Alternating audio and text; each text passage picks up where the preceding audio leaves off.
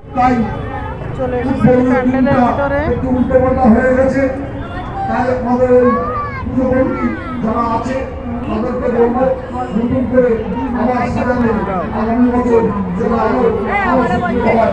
আমি দেখছি সম্মেলনে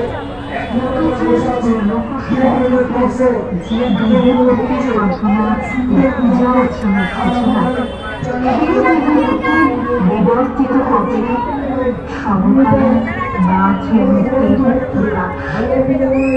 ভারতীয় সংস্কৃতিতে নারীকে সাধারণত শক্তি বাহিনী এবং শক্তির স্বরূপ হিসেবে দেখা হয়। মাতৃকা বা দেবী শক্তিকে ব্রহ্মাণ্ডের সৃষ্টিকর্তা, পালক এবং ধ্বংসকারী শক্তি হিসেবে বর্ণনা করা হয়েছে।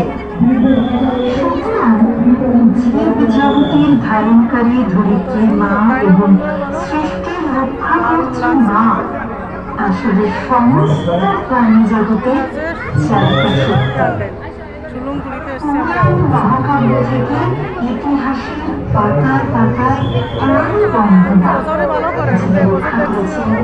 আগ্রহ রেখেছেন তিনি আরেকটা, তিনি দেবী,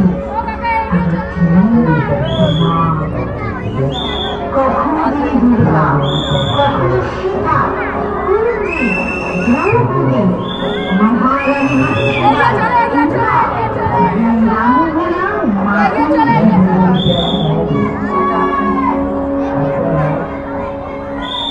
বর্তমান সময়ে নারী শক্তির বহুমুখী প্রকাশ দেখা যায়। তিনি জন্মদাত্রী, সংসার জীবনের পালিকা শক্তি। কখনো তিনি পিঠে ঘুমন্ত শিশুকে বেঁধে দিন মজুরের কাজ করেন, কখনো কাঁখে কলসি নিয়ে কয়েক যোজন দূর থেকে জল বয়ে পরিমাণের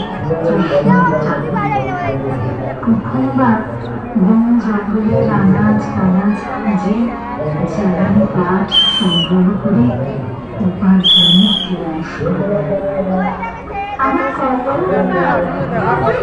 সংসার স্বামী অফিস ছুটে রোজগারের তাগিদে সমাজ জীবনে নারীরা জীবন প্রতিমা, মাতৃকা শক্তি। কেমন আছে তার পরিবারকে তাকে আগে